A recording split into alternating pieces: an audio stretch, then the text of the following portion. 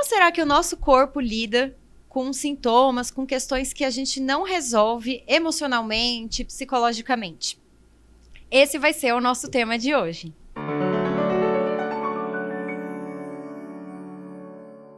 Hoje eu tô aqui com a Beatriz, minha amiga, psicóloga. Muito obrigada por aceitar o convite. Seja muito bem-vinda. Eu que agradeço, Pri, por estar aqui. Eu sou psicóloga, estou fazendo atendimentos online, por enquanto, aqui em Bauru. E também acompanho alunos especiais na parte da manhã em uma escola privada aqui de Bauru também. Ah, legal. E você atende por qual abordagem? Na fenomenologia. Fenomenologia.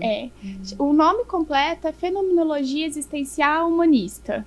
Então, remete muito a isso, assim, de ser... a gente fala que é uma ramificação aí, meio que um pouco de psicanálise comportamental, meio que como se fosse juntando as duas, assim.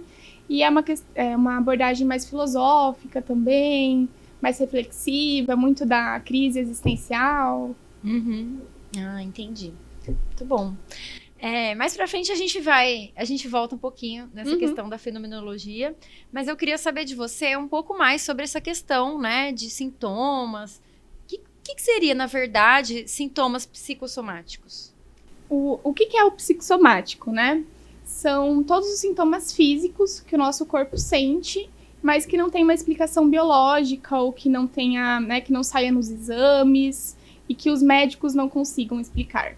Então, eu sempre gosto de dar uma explicação assim que começou lá no Freud, no século XVIII, com as histéricas, que eram mulheres que começaram ou ficar cegas ou paralisar uma parte do corpo, e elas iam em todos os médicos e nenhum médico entendia e conseguia ter uma causa para aquilo. E, né, faziam exames, tudo, e não tinha um diagnóstico, não tinha uma causa biológica. E aí o Freud começou a psicanálise, começou a terapia, a conversa a cura pela fala, né? Pela fala. E aí os sintomas foram se dissolvendo. Então eles foram vendo que tem muitos sintomas que são emocionais que o nosso corpo ele externaliza, né? Se você não elabora assim, mentalmente, psicologicamente, vai se manifestar no corpo. Exatamente. E aí, no caso, se a gente trouxer para o cotidiano, pro atualmente, né? Quais poderiam ser citados como sintomas desse psicossomáticos, tipo? Né? Olha, os mais comuns, eu acho que, assim, enxaqueca, gastrointestinais, doenças gastrointestinais, o refluxo, o bruxismo. Dores musculares, né, também. A gente até conversou no episódio do yoga, né? Atenção. Que geralmente quando a gente tá sob estresse, medo, a gente tende a se fechar para proteger os órgãos internos, rígido, né? Assim, fica mais rígido. Isso, e aí acaba manifestando, né, nas dores musculares. Mas tem também, assim, desde a fibromialgia, que né, assim, não tem muitas explicações, às vezes, biológicas para aquilo. E tem relatos e estudos que depois que começa a melhorar o contexto, a fazer terapia, ou, né, dissolver aquela tensão, aquele período que a pessoa tá passando, melhorar, aliviar os sintomas. Até candidíase também, né? Sim. Porque é uma forma do nosso corpo reagir a algo que... Porque se você não tá regulado emocionalmente, tá com estresse, né? O que vai acontecer?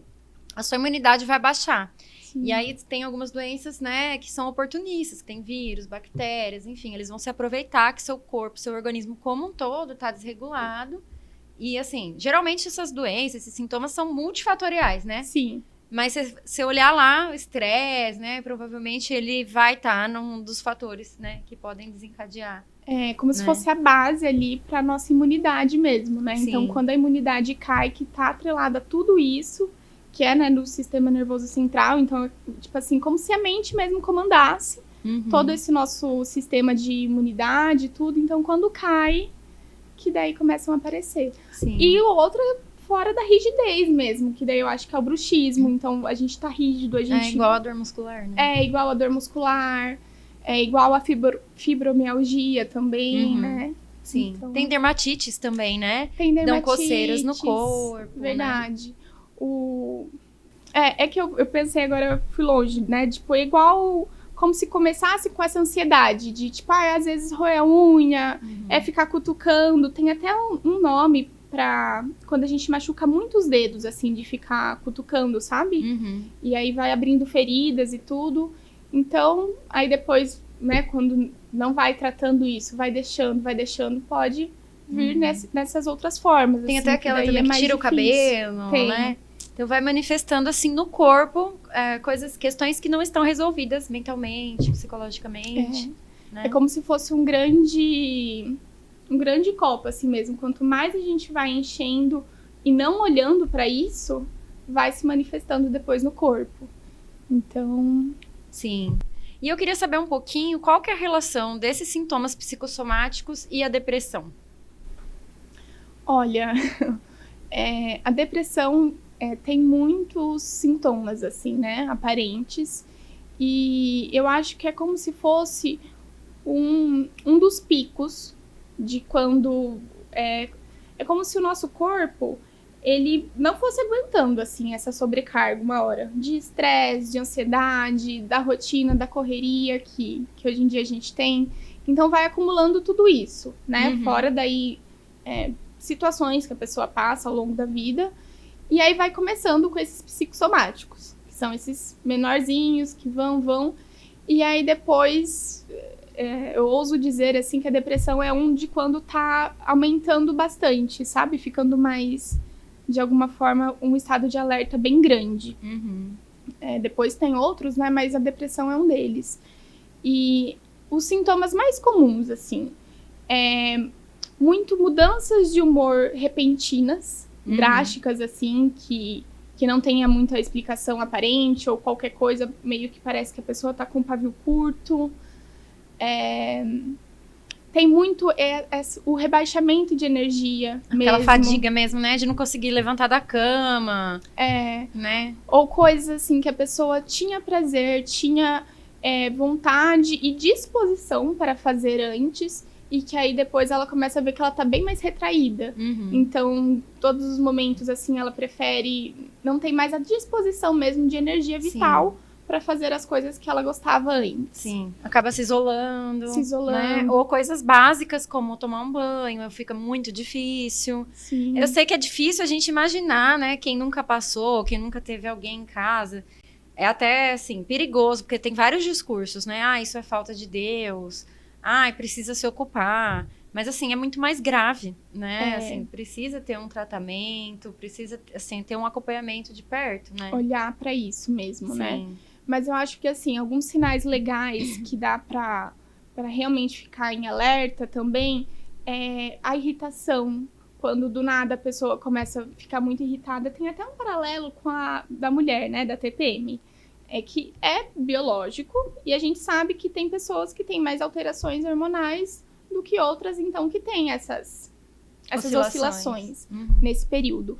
Mas que até isso, assim, quando tá muito exagerado e muito fora do comum da pessoa, de um grande período, que aí do nada começa a oscilar mais, sabe? Tanto para cima, né, quanto para baixo, isso também é um estado de alerta, assim, de olhar para isso. Eu acho que principalmente quando não tem um motivo aparente, né? Porque, assim, é esperado que a gente tenha reações, né? Então, eu estou de luto, perdi alguém, perdi um emprego, terminei um relacionamento. É claro que a gente vai ficar triste, vai ficar um pouco rebaixado. Agora, a diferença é quando, assim, ultrapassa o tempo esperado, né? Assim, claro que cada um tem seu tempo para se recuperar de uma perda. Mas eu acho que começa a chamar atenção quando já foge um pouquinho, assim, se estende, né? Seria mais ou menos isso? Sim, eu acho que é exatamente isso, assim. Tem o tempo das coisas, mas quando, mesmo com um tempo normal, normal, assim, eu falo normal dentro da sua realidade, pra pessoa, né? De como ela funciona ali mesmo. Então, quando começa a ultrapassar aquilo que ela percebe que acontecia, que era o funcionamento dela, e que tá muito mais exagerado, aí é um estado de alerta. Sim. Mas eu acho que o principal também da depressão é esse isolamento, esse rebaixamento de energia. Sim. Eu gosto de falar muito de uma analogia que é assim, do óculos, né? A gente enxerga tudo muito colorido e tal. Eu acho que quando a pessoa tá com depressão, é como se ela estivesse com um óculos que ela estivesse enxergando o mundo em preto e branco, assim. Parece que as coisas perdem o brilho, perdem a cor, perdem a graça. Seria mais ou menos isso, esse sentimento, assim? Eu acho que às vezes até mais perigoso do que preto e branco, Pri, seria quando é cinza. Uhum. Porque eu já escutei de muitos pacientes que vê cinza, que vê cru. O que é o cru? É o sem sal, sem gosto, sem tempero, sem tá quente ou frio, sabe? Uma coisa... Uma ausência, né? Uma ausência, de cores, de uma neutralidade muito grande. Uhum. Então, isso é... Quando também não começa a fazer muitos planos para o futuro, ou com muita desesperança, né? Então, a sua autoestima, a sua autoconfiança, tudo isso vai alterando junto.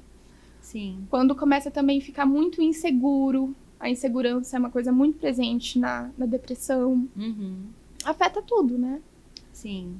E tudo vai depender das condições de vida da pessoa, né? De rede de apoio. A rede de apoio é muito importante. Eu acho que mais, assim, principalmente para validar aquilo, né? Porque a gente sabe, apesar de, né, hoje em dia, assim, tem muitas pessoas que, como você disse, que acha que é frescura ou que é uma opção que a pessoa, né, tipo, não, vamos, olha para isso de uma outra perspectiva e vai e tal. Então aí a pessoa tende a cada vez mais se isolar mesmo no que ela tá sentindo, não expor pro outro e viver tudo aquilo sozinha. Então isso também vai agravando e piorando mais ainda os sintomas. Sim. Eu lembrei de um outro sintoma agora também, que é a alteração no paladar, né? Na vontade de comer, Sim. Na alimentação mesmo, né? Assim... O sono, né, e o da alimentação muda muito mesmo. Apetite. O apetite. Essa palavra que eu tava tentando lembrar. O apetite e o sono muda muito também. Sim. Então, assim, não é uma regra, nada é uma regra. Então, tem pessoas que vão sentir muito sono, outras que vão sentir menos. Tem pessoas que vai aumentar muito o apetite e outras que vai cair totalmente. Sim. Né? Então, toda mudança, eu falo assim, a gente conhece o nosso corpo. Ninguém é melhor do que nós mesmas saber como é o nosso funcionamento, como que é viver e estar na pele que a gente está. E quando a gente percebe, né? Consegue perceber mudanças muito grandes, aí é um estado de alerta. Sim, porque o corpo, ele manda mensagens, né? Manda. Olha, não está tudo bem. Porque a nossa mente às vezes engana. Não, eu vou encaixar mais um compromisso, eu vou fazer isso, eu vou fazer aquilo. Mas, assim, o corpo vai mandando sinais, assim, não estou aguentando, pelo amor de Deus. Então, o sintoma seria esse aviso, assim, que alguma coisa precisa mudar. Né? Eu falo que é muito um olhar atento para nós mesmos, assim, sabe? A gente ir se percebendo.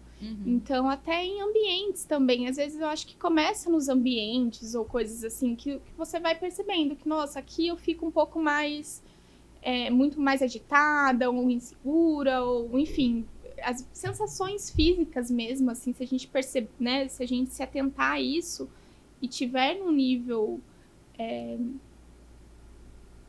num nível mais grave, digamos assim, de alguma psicossomática ou de algum transtorno, a gente consegue perceber isso no nosso corpo. Então, a mão soa, ou a gente fica mais ansioso, trêmulo, o coração dispara. Então, tudo isso são sinais. Sim. Né? Seria luta ou fuga, né? Que a gente vê, a gente estuda isso, que assim, os nossos ancestrais, se eles estivessem ameaçados, né, com alguma questão, o corpo se prepara ou para lutar ou para fugir, né? Então, o sangue é enviado para as partes vitais importantes, para você conseguir correr, né? Então, assim, hoje em dia a gente não tem mais essas ameaças de ter a onça vindo, mas o nosso organismo tem o mesmo funcionamento, né? Até a questão, assim, borboletas no estômago, né? Também tem uma questão, assim, o nosso intestino, ele vai fazendo movimentos, né, peristálticos, assim, porque é como o organismo está respondendo, sabe, assim, vou liberar o intestino para poder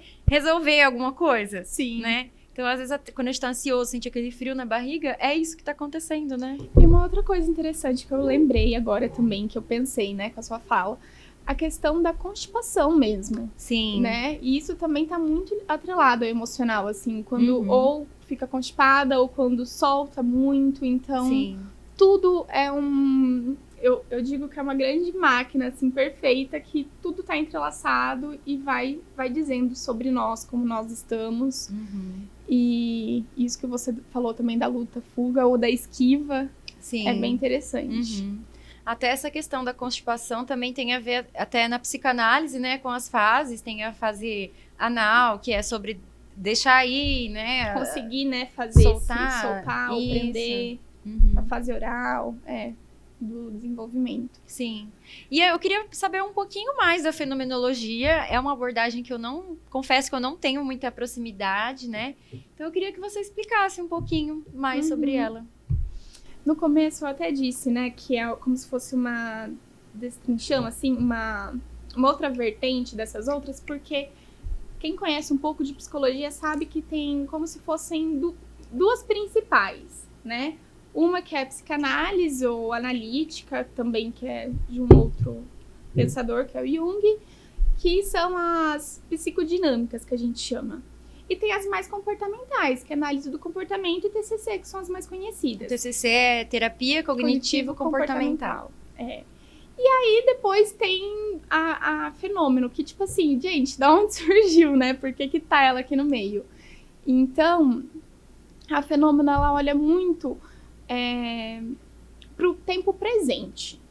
E ela fala muito que tudo, porque de uma forma mais bem resumida, é como, né, se psicanálise ou as outras olhasse muito para o passado para explicar como nós somos hoje, como que o nosso corpo responde a hoje, tudo. E a comportamental e tal é também no aqui e agora, mas assim, projetando muito para melhora, para coisas futuras. São planos de ação, né, que são feitos, principalmente na TCC, né? Exatamente. E a fenômeno, ela fala que, assim, que a gente não precisa olhar tanto para o passado ou fazer planos para o futuro de alguma forma, porque tudo ressoa. Como assim? É como se tudo que a gente vivesse deixassem marcas em nós. E aí, o que dá essa marca de verdade, porque tem dois olhares, assim, para as coisas que nos acontecem. Tem os fatos, que é aqui agora, eu e você estar gravando um podcast, estar conversando. Esse é o fato. Estamos aqui numa sala sendo gravadas. E o fenômeno é aquilo que a gente significa, aquilo que a gente como se apropriasse do que está acontecendo como algo significativo para mim. Tipo, pode não ser significativo, tipo, tá, mas é mais um dia, eu tô aqui gravando e ok. Ou de tipo, nossa, que legal, tô gravando uma coisa que eu queria, um assunto que me interessa. Então, de alguma forma, isso fica em mim. Seria uma interpretação? Seria uma interpretação. E aí cada um vai dar um significado diferente. O fato é o que todo mundo consegue ver. Que estar junto no mesmo lugar é palpável. Que todo mundo é o coletivo, assim. Que é o que está acontecendo, é o visto, é o fato real. Sim. E o fenômeno é aquilo muito subjetivo. Que é individual de cada um. Então, assim, como a gente pode estar vivendo a mesma situação, sermos irmãos, ter vivido, né, as mesmas coisas ali na infância, mas eu senti de uma forma e aprendi, assim, peguei pra mim, signifiquei de um jeito e você de outro. E aí a fenomenologia fala que todos esses fenômenos, essas coisas que a gente aprende, deixam marcas em nós e que vão construindo quem a gente é. E aí isso ressoa, como se isso viesse à tona, isso transbordasse pelos nossos poros, assim, então, na nossa atualidade. Então, na nossa fala, principalmente em terapia, né? Que a gente faz análise. Então, a gente consegue, a gente tem esse olhar mais atento. Então, tudo que são essas ressonâncias, a gente consegue... então, se tá ressoando, né? Se tá muito vívido ainda, é porque alguma coisa foi muito forte sobre aquilo que daí a gente tem que olhar. Porque, assim, se for uma coisa boa, que legal, ajuda a construir quem nós somos, né? E eu acho que as coisas ruins também, mas o ruim é quando eles nos afetam.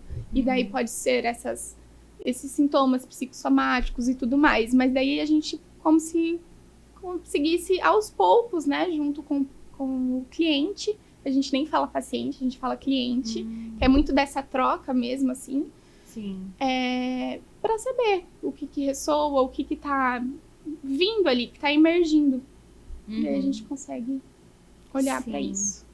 E qual seria a importância da escuta, da compreensão da vivência do paciente, né? Principalmente nessa questão dessa relação entre corpo e mente para a fenomenologia. Tá. Eu acho que, assim, a vivência, né, como que a gente olha para isso, eu diria que é a base, que é o núcleo e é tudo da fenomenologia. A gente escuta e se atenta às vivências mesmo. Então, assim, não a fala do que o outro tá falando, mas sim do que a gente percebe, assim, que tem uma entonação mais grave, que mexe no corpo, que a gente vê que tem algo ali que balança, sabe? E isso, por si só, já mostra o nosso corpo. É uma coisa física, né? Então, imagina, quando você fala e, de alguma forma, você vai mostrando na sua entonação, na sua vibração de voz, no seu corpo, como vai elaborando, como vai falando aquilo, isso já mostra como o nosso corpo também sente, né? Então, a fenômeno, ela não olha tanto para os sintomas numa forma patológica, assim, de colocar... Diagnóstico ou fechar em caixinhas. Isso, exatamente. Sim. Então, tipo, essa pessoa tem isso, então é por conta, sei lá, é algum transtorno. A gente sabe, a gente olha para aquilo, mas a gente vê muito mais como essa pessoa está sentindo aquilo. Qual o significado daquilo? Então, não é tanto o que ela fala ou o que ela traz, mas de que forma ela interpreta isso. E de que forma você enxerga como psicóloga também que ela tá trazendo isso. Mas eu acho que o principal também é como isso tá afetando a vida daquela pessoa. Entendi. O que tá fazendo, assim, o que é esses sintomas? O que é essas, né, esse psicossomático, esses sintomas mesmo que essa pessoa tá passando, o que tá afetando na vida dela? O que não tá deixando ela tão funcional ou tá prejudicando de alguma forma quem ela quer ser ou quem ela é por estar passando por isso. Entendi. Certo. Então, eu acho que é muito mais o que tá afetando mesmo na vida da pessoa. Sim. E quando que a gente pode saber quando buscar ajuda profissional? Que a gente falou, né, de depressão, de sintomas, né? Quando saber? O que a gente pode fazer para ajudar, né? Eu acho que um bom parâmetro é a gente se perceber mesmo, assim. Quando alguma coisa a gente sente que passa do nosso limite, que isso é estranho, eu nunca senti isso antes, ou senti, mas tá numa intensidade maior.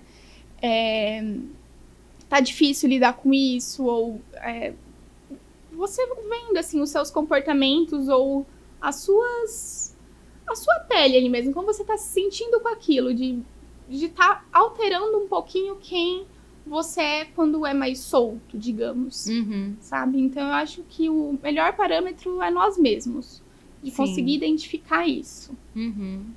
Né? E além da terapia, o que pode ser feito para ajudar nos sintomas, né? Principalmente a depressão, mas todos os outros, né? Que a gente falou que tem esse fundo emocional. Atividade física é um dos primeiros, assim, porque é como se tivesse uma, né, vamos usar o exemplo do copo cheio ou do nosso corpo estar cheio. Então, de alguma forma, quando a gente faz atividade física, a gente vai liberando essa energia um pouquinho para fora, não deixa tudo tão aqui dentro. Então, né, e fora a questão biológica mesmo, assim, de liberar os hormônios de bem-estar, da serotonina, fadiga, endorfina, né? Que vão trazer bem-estar, diminuir as dores. Sim, mas eu acho que também da fadiga só de fazer o exercício, porque aí depois, tipo, ajuda a regular o sono, ajuda a regular todas as outras coisas do nosso corpo. Vai dar fome, dependendo da atividade. Exatamente. Você vai se trocar, você vai sair de casa, vai ver alguém, vai ver o sol. Eu acho que tudo é um conjunto que vai ajudar, né? As coisas, assim, da natureza, eu falo que são... né, que é da nossa ancestralidade e que é primordial. Então, assim, tomar sol, a vitamina do sol é tão importante. Água é importante, beber muita água, se alimentar bem, né? E fazer o que gosta, mas, assim, atividade física ou coisas, assim, que liberem energia e que estimule, né? Sim. Isso, de sair de casa, de se trocar, de ver outras pessoas. Tem um Isso. apoio social também, né? Se cercar de pessoas que vão te acolher, Que te te faz ajudar, coisas fazem que bem. te fazem bem. E com quem você se sente bem também. Eu acho que isso é muito importante. Que diz, né, sobre isso do nosso corpo físico. Então, tem ambientes que a gente sabe que a gente não se sente tão à vontade e tudo mais. Mas aí, quando a gente tá com pessoas que a gente se sente bem, a gente fica mais solta, a gente consegue falar, às vezes, sobre coisas que estão nos incomodando, ou só naquele momento vai trazer um bem-estar. Você vai se sentir apoiado, você vai ter rede ali, né? Sim. Rede de apoio. Eu acho que é importante, às vezes, acolher, né? Que nem eu falei, às vezes tem momentos que a gente tá passando que é o esperado mesmo, você ter uma reação que a gente chama de negativa. Mas aceitar também, né? Assim, é um momento, mas assim, vai passar. Eu não sou esse sentimento, eu não sou esse sintoma, né? Não se identificar com a doença e com o sintoma. Né? Eu acho que isso que você falou, Pri, é muito importante. Porque, assim, a vida não é só sobre altos e só sobre sentimentos e coisas boas. Isso não é nem natural do ser humano, né? Então, a gente tem, sim, tristeza, raiva, melancolia, desânimo. A gente tem tudo isso, faz parte de nós. Então, saber lidar com isso também, mas eu acho que saber que isso também não nos define, como você falou. Quando, então, tá muito forte, ou quando, né, tá passando, né, dos seus limites, que a gente consegue identificar, e que daí pode vir algum desses sintomas que a gente comentou, de ser psicossomático, ou até de uma depressão, ansiedade, ou qualquer coisa, saber que aquilo não te define mesmo. Sim. Que é o momento e não é quem você é, mas é como eu estou. Eu acho bem legal trazer também o filme, né, Divertidamente, porque ele mostra que cada sentimento tem a sua função. O problema é quando um dos outros começa a agir demasiadamente sobre os outros e aí causa um problema, assim, né? Que é muito desse limite mesmo, né? Um deles fica muito mais em evidência. Sim. Então é isso, quando uma coisa tá muito exagerada, muito em evidência, a gente consegue... um ponto de atenção, né? Um ponto de como atenção. A gente falou. Bia, gostaria muito de agradecer a sua presença aqui, esclareceu bastante, ajudou a gente a conhecer um pouquinho da fenomenologia, dos sintomas, né? E aí, quem quiser te encontrar, né? Tem o meu Instagram profissional, que é beatriz.cassiolato. E aí, eu vou deixar aqui embaixo. Podem entrar em contato comigo. Sim. E se você gostou desse conteúdo, já deixa o seu like, deixa o seu comentário, manda para um amigo, se inscreve no canal, ativa o sininho para receber as notificações.